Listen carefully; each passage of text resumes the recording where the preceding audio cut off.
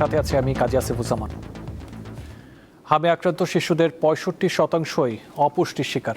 এর মধ্যে ১২% শিশু তীব্র এবং ৫৩% মাঝারি অপুষ্টিতে ভুগছিল। এছাড়া হামে আক্রান্ত ৩৮% শিশু জন্মের পর প্রথম ৬ মাস পরিপূর্ণ বুকের দুধ পায়নি, আর মারা যাওয়া শিশুদের ৮২% পূর্ণ ৬ মাস বুকের দুধ পায়নি। বুধবার শিশু হাসপাতাল ও ইনস্টিটিউটের রোগতত্ত্ব ও গবেষণা বিভাগের উদ্যোগে পরিচালিত এক গবেষণায় এসব তথ্য উঠে এসেছে। গবেষণায় আরও যুক্ত ছিল আন্তর্জাতিক উদরাময় গবেষণা কেন্দ্র ICDDRB। হাসপাতালে ভর্তি হামে আক্রান্ত ৩৫৪ শিশুর ওপর গবেষণাটি পরিচালনা করা হয়। গবেষণায় দেখা যায় আক্রান্ত শিশুদের ৪৩% বয়স ছিল ৩ থেকে ৯ মাসের মধ্যে। এর মধ্যে টিকাপ্রাপ্ত ও টিকা ছাড়া শিশুরাও ছিল। হলফনামায় তথ্য গোপন করার অভিযোগ এনে এনসিপি নেতা ও নোয়াখালী ৬ আসনের সংসদ সদস্য আব্দুল হান্নান মাসুদের সংসদ সদস্য পদ বাতিল চেয়ে হাইকোর্টে একটি রিট দায়ের করা হয়েছে। নোয়াখালীর হাতিয়া উপজেলার স্থানীয় বাসিন্দা নাজমুল হোসেন হাইকোর্টের সংশ্লিষ্ট শাখায় রিটটি করেন। বিচারপতি রাজিক আল জলিল ও বিচারপতি দেবাশিস রায় চৌধুরীর সমন্বয়ে গঠিত বেঞ্চে রিটের শুনানি হবে বলে জানান রিটকারীর আইনজীবী। রিটে হান্নান মাসুদের সংসদ সদস্য পদ শূন্য ঘোষণা করা সহ প্রয়োজনীয় পদক্ষেপ নেয়ার নির্দেশনা চাওয়া হয়েছে। আগামীকাল অনুষ্ঠিত হবে দেশের ২৩তম রাষ্ট্রপতি নির্বাচন। সংসদ কক্ষে রাষ্ট্রপতি নির্বাচনে ভোট দেবেন সংসদ সদস্যরা। দুপুর ২টা থেকে বিকেল ৫টা পর্যন্ত চলবে ভোট গ্রহণ। রাষ্ট্রপতি নির্বাচনে মোট ভোটার ৩৪৯ জন। এই নির্বাচনে সংসদ সদস্যদের আইডি কার্ড সাথে রাখা সহ বেশ কিছু নিয়ম মেনে চলতে হবে। চালানো যাবে না নির্বাচনী প্রচার। ভোট গ্রহণ শেষ হওয়ার পর গণনা শুরু হবে। প্রাপ্ত বৈধ ভোট গণনা শেষে সর্বাধিক বৈধ ভোট পাওয়া প্রার্থীকে বিজয়ী ঘোষণা করবেন নির্বাচন কর্মকর্তা। পরে নির্বাচন কমিশন থেকে ফলাফলের গেজেট প্রকাশ করা হবে। দীর্ঘ ৩৫ বছর পর রাষ্ট্রপতি পদে আবারও সরাসরি প্রতিদ্বন্দ্বিতাপূর্ণ ভোট হতে যাচ্ছে। এই নির্বাচনে বিএনপির প্রার্থী হয়েছেন মির্জা ফখরুল ইসলাম আলমগীর এবং ১১ দলীয় ঐক্যের প্রার্থী অলি আহমদ। ডিজিটাল অর্থনীতি বা ক্যাশলেস দেশ গড়ার লক্ষ্যে বাংলা কিউআর বা কুইক রেসপন্স সেবা চালু করেছে বাংলাদেশ ব্যাংক। এর মাধ্যমে ক্রেতারা যে কোনো ব্যাংক বা মোবাইল আর্থিক সেবার অ্যাপ দিয়ে একটি নির্দিষ্ট কিউআর কোড স্ক্যান করে খুব সহজেই বিক্রেতার পণ্যের দাম পরিশোধ করতে পারছেন, যা ব্যবহারে ক্রেতা বিক্রেতার মাঝে আগ্রহ বাড়াচ্ছে। বাংলা কিউআর নিয়ে ধারাবাহিক প্রতিবেদনের দেখুন প্রথম পর্ব।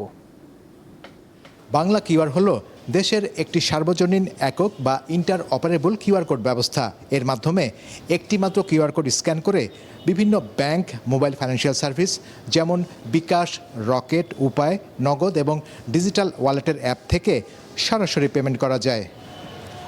এই ব্যবস্থা লেনদেনকে সহজ করেছে। নতুন এই ব্যবস্থার প্রতি সাধারণ মানুষের আগ্রহ তৈরি হচ্ছে। ক্যাশ টাকা আমার কাছে যথেষ্ট ছিল না, আমার আবার ব্যাংক অ্যাকাউন্টে যে টাকাটা তুলে আনতে হতো, কিন্তু ভাইয়ের কাছে দেখলাম বাংলা কিউআর আছে, আমার ব্যাংক অ্যাকাউন্টে টাকা ছিল, আমি ইজিলি কিউআরে পেমেন্ট করে কেনাকাটা করতে পারতেছি। ভাঙতির জন্য অন্য জায়গায় যাইতে হয়, আবার অনেক সময় জাল টাকা পাই, ছেঁড়া টাকা পাই, তো এই ধরনের কোনো সমস্যা হলো না। এদিক থেকে ঠিক আছে, ঝুঁকিটাও কম থাকে। আমার কাছে হ্যান্ড ক্যাশ থাকলো না, কার্ড নিয়ে ঘুরছি, কিউআর কোড দিয়ে পারচেজ করছি। এখন একটি মাত্র কিউআর কোড, ফলে আলাদা আলাদা বিকাশ, নগদ, রকেট, উপায় বা ব্যাংক অ্যাপসের জন্য ভিন্ন কিউআর স্ক্যানের প্রয়োজন নেই। বাংলা কিউআর কোড এমন একটি কোড যেটা বাংলাদেশের সবগুলো bank account, MFS account, wallet account এগুলোকে একত্রিত করেছে থ্রু ন্যাশনাল পেমেন্ট সুইচ। এবং এই বাংলা কিউআরের মাধ্যমে যে কোনো গ্রাহক, সে এমএফএসের গ্রাহক হতে পারে, সে একটা ওয়ালেট হোল্ডার হতে পারে, সে একটা ব্যাংকের গ্রাহক হতে পারে, সে এইটার মাধ্যমে পেমেন্টটা দিতে পারবে। বাংলা কিউআরের মাধ্যমে লেনদেনে ভাঙতি সমস্যার সমাধান হয়েছে। এছাড়া দূর হয়েছে ছেঁড়া নোট নিয়ে ক্রেতা বিক্রেতাদের নিত্যদিনের অসন্তোষ। আমাদের ইনফর্মাল ট্রানজ্যাকশন এত বেশি হয় ক্ষুদ্র আকারের, সেগুলো এই আমার টোটাল ইকোনমিতে সবসময় হিসাব হয় না। যদি ওগুলি আমরা অন্তর্ভুক্ত করতে পারতাম, আমাদের ইকোনমির সাইজ হয়তো বা বর্তমানে যা বলা হচ্ছে তার চেয়ে অনেক বেশি হতো। এই কারণে আমরা চাচ্ছি সকল ট্রানজ্যাকশনকে ইনফর্মালভাবে না করে ফর্মাল ট্রানজ্যাকশনের আওতায় নিয়ে আসতে। ছোট দোকান বা ফুটপাতের হকারদের নিয়মিত ক্যাশলেস লেনদেনের ভিত্তিতে ডিজিটাল ক্রেডিট প্রোফাইল তৈরি হবে, যা পরবর্তীতে জামানত ছাড়া ব্যাংক ঋণ পেতে সাহায্য করবে। শাহরিয়ার ইমন, দীপ্ত সংবাদ, ঢাকা। কুমিল্লায় ট্রেনে কাটা পড়ে দাদি ও নাতনির মর্মান্তিক মৃত্যু হয়েছে। গত রাতে কুমিল্লা রেলওয়ে স্টেশনের পাশের শাসনগাছা এলাকায় ঢাকা চট্টগ্রামগামী সুবর্ণ এক্সপ্রেস ট্রেনের নিচে কাটা পড়েন তারা। পুলিশ জানায় দাদি জ্যোৎস্না বেগম আর নাতনি চাঁদনিকে নিয়ে কুমিল্লা মেডিকেল কলেজ হাসপাতাল থেকে চিকিৎসা শেষে বাড়ি ফিরছিলেন। এ সময় শাসনগাছা এলাকায় রেল লাইন পার হওয়ার সময় সুবর্ণ এক্সপ্রেস ট্রেনে কাটা পড়েন তারা। ঘটনাস্থলেই তাদের মৃত্যু হয়। তাদের বাড়ি কুমিল্লার মুরাদনগর উপজেলা সদরের উত্তরপাড়া এলাকায়।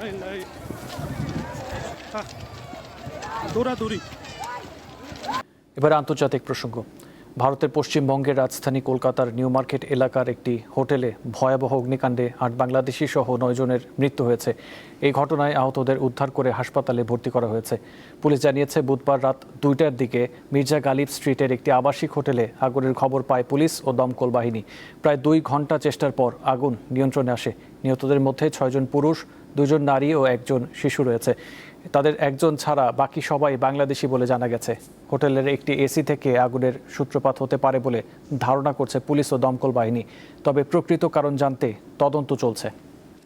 যুক্তরাষ্ট্র ও কানাডার মধ্যে বাণিজ্য চুক্তি হয়েছে বলে জানিয়েছেন মার্কিন প্রেসিডেন্ট ডোনাল্ড ট্রাম্প। বুধবার মধ্যরাতে কানাডার বিভিন্ন পণ্যে ৫০% শুল্ক আরোপের সময়সীমা শেষ হওয়ার কিছুক্ষণ আগে ট্রাম্প এ ঘোষণা দেন। এর মধ্যে দিয়ে যুক্তরাষ্ট্রের ৫০% শুল্ক আরোপের হুমকি এড়াতে সক্ষম হলো কানাডা। দেশটির ইলেকট্রনিক্স, শিল্প কারখানার যন্ত্রপাতি, আসবাবপত্র ও দুগ্ধজাত পণ্যসহ বিভিন্ন পণ্যের ওপর এই শুল্ক আরোপের কথা ছিল। এছাড়া সাবেক প্রেসিডেন্ট জো বাইডেনের সময় বাতিল হওয়া বহুল আলোচিত কিস্টোন এক্সেল পাইপলাইন প্রকল্প আবারও চালু হতে পারে বলে জানিয়েছেন যুক্তরাষ্ট্রের প্রেসিডেন্ট ডোনাল্ড ট্রাম্প। এবারে খেলার খবর। সিরিজের দ্বিতীয় ও শেষ টেস্টের জন্য ম্যাকাইতে প্রথম দিনের মতো জিম সেশন করেছে বাংলাদেশ দল। জিম শেষে সংবাদ মাধ্যমের সঙ্গে কথা বলেন পেসার শরীফুল ইসলাম। ডারউইন টেস্টে না খেললেও জয় তাকে কিভাবে আবেগ আপ্লুত করেছিল সেই গল্প বলেন স্বল্পভাষী শরীফুল। ডারউইনের আবহাওয়া ছিল বেশ গরম, আর ম্যাকাইয়ের পরিস্থিতি পুরো উল্টো। ম্যাকাই যেন তার অভিষেক টেস্টের জন্য বরণ করে নিল ইতিহাসের আরেকটি পাতায় নাম লেখাতে যাওয়া দুই দলকে। ২২ আগস্ট শুরু হবে বাংলাদেশ অস্ট্রেলিয়ার দ্বিতীয় টেস্ট। প্রাক মৌসুমের ক্লাব প্রীতি ম্যাচে হেইডেনহেইমের বিপক্ষে ৪-২ গোলে জয় পেয়েছে বায়ার্ন মিউনিখ। প্রতিপক্ষের মাঠে পিছিয়ে থেকেও দারুণভাবে ঘুরে দাঁড়িয়ে জয় তুলে নেয় বায়ার্ন। প্রথমার্ধে হেইডেনহেইমের হয়ে ইয়ানিক ওয়াগনার ও জুলিয়ান নিহিউস গোল করে দলকে ২-১ ব্যবধানে এগিয়ে নেন। বায়ার্নের হয়ে একমাত্র গোলটি করেন ফেলিপ চাভেস। দ্বিতীয়ার্ধে শুরুতেই পেনাল্টি থেকে গোল করে সমতায় ফেরান আরিয়ান ইব্রাহিমোভিচ। ম্যাচের শেষ ভাগে লুইস দিয়াজ এবং নাথানায়েল ব্রাউন গোল করলে ৪-২ ব্যবধানে জয় নিয়ে মাঠ ছাড়ে বায়ার্ন মিউনিখ। এই ছিল এখনকার মতো। পরবর্তী সংবাদ ৫টায় দেখার আমন্ত্রণ রইল। এছাড়াও তথ্য বিনোদনের খবর পেতে চোখ রাখুন দীপ্ত টিভি ডিজিটাল প্ল্যাটফর্মগুলোতে। ধন্যবাদ।